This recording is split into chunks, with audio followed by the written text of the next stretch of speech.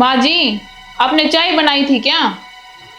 हाँ बेटा, मुझे तो आदत है दिन में 3-4 बार चाय बना के पीने की। आपने ना सारा दूध खत्म कर दिया और ऊपर से सारी रसोई भी गंदी कर दी। ये ना आपका गांव नहीं है, ये शहर है। यहाँ दूध भी महंगा आता है और रसोई को साफ करने में भी कितनी मेहनत लगती है। मम्मी, ये ना शहर है, यहाँ पे ना सिर्फ दिन में 2 बार ही चाय बनती है और आपको उसी से काम चलाना पड़ेगा।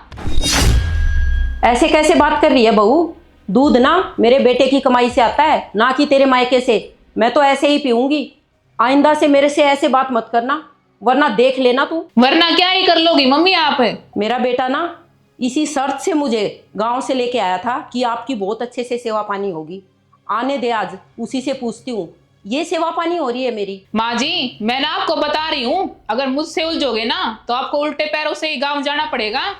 माँ जी, मैं ना कह रही हूँ, ये घर ना मेरा है, यहाँ पे सिर्फ मेरी चलती है। गांव में चलती होगी आपकी। यहाँ ना खर्चे मेरे हिसाब से चलते हैं और आपको भी मेरे हिसाब से ही रहना पड़ेगा। 2 रोटियां खानी है ना, आराम से खा लो माँ जी, वरना आपका बुढ़ापा खराब हो जाएगा। गाँव में अकेले ही सड़के मरोगे। अरे बहू, ये क्या बोल रही है फालतू की बातें? माँ जी, मैं ना आपको आखिरी बार बता रही हूँ, मुझे ना गुस्सा मत दिलाओ। मेरी मर्जी के बिना ना इस घर में आप एक पल नहीं रह पाओगी।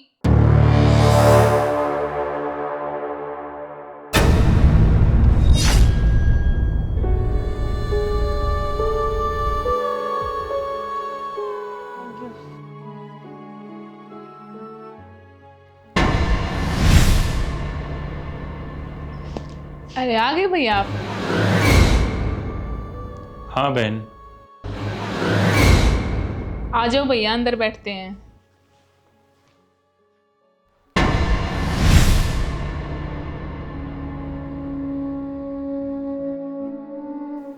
अगर मेरा बेटा सच में ही बहू की तरफ हो गया तो इतने बड़े शहर में मेरा क्या होगा?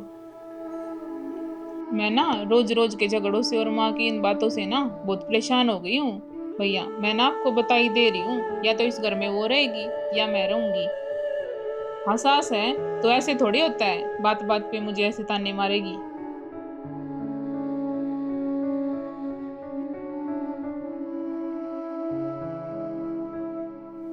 ये ना बिल्कुल सही कहते थे कि मेरे जाने के बाद बेटा बहू जैसी रोटी दे वैसी खा लेना, और ज़्यादा जुबान भी नहीं लड़ाना, ना ही ज़्यादा हक जताना। शायद मैंने गलती कर दी शहर में आके। यहाँ तो मुझे घुट घुट के ही मरना पड़ेगा।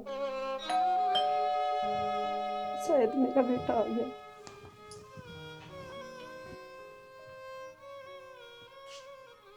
आ तो गया मेरा बेटा।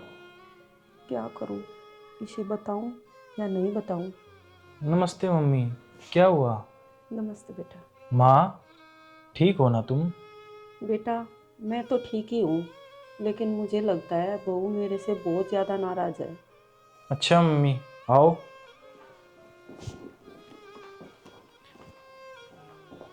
अरे साले साहब, मैंने आपको फ़ोन तो किया था, आप अभी तक इसको लेके नहीं गए हो। मुझे ना ऐसी पत्नी की बिल्कुल भी ज़रूरत नहीं है जो अपने घर के बुजुर्गों को सम्मान ना दे सके। सुनो यान्सी, मुझे ना तुम्हारा सब कुछ पता है। घर में कोई भी रिश्तेदार आ जाए, उनके प्रति तुम्हारा लहजा कैसा है। और यान्सी, जिस माँ ने मुझे पाल पोस कर इतना बड़ा किया है, अगर उसकी इस घर में रत्ती भर भी इज्जत नहीं होगी तो मुझे क्या ही करना है ऐसी वाइफ का। और क्या ही तुम मेरे बच्चों को शिक्षा दोगी। यान्सी, तुझे पता है मेरी माँ ने मुझे यहाँ तक पहुँचाने के लिए कितनी मेहनत की है। और जब मेरी माँ को इस घर में दूध और चाय तक ही नहीं नसीब होगा तो मुझे क्या ही फर्क पड़ता है कि मेरे पास गाड़ी है, बंगला है। और देख लिया था मैंने कैमरे में तुम्हारा मेरी माँ के प्रति क्या लहजा है बोलने का। अगर मेरी माँ को उसके ही घर में अगर डर के रहने की जरूरत पड़ेगी तो मेरा उनके बेटा होने का फायदा ही क्या है। नहीं नहीं मंजीत जी, मैंने ना इसको बहुत अच्छे से समझा दिया है। ये ना ऐसी गलती दोबारा नहीं करेगी, और इसने ऐसी गलती दोबारा की ना तो मैं भी इसको अपने घर पे नहीं रख पाऊंगा, फिर चाहे कहीं जाए। प्लीज माँ जी, मुझे ना आप माफ कर दो। आगे से ना मैं ऐसी गलती कभी नहीं करूंगी। बेटा, बुढ़ापे में ना माँ बाप का एक ही डर रहता है कि ज़रूरत पड़ने पर उसके बच्चे उसके साथ खड़े रहेंगे या नहीं। उनके आप पर इस भरोसे को बेटा कभी टूटने मत देना।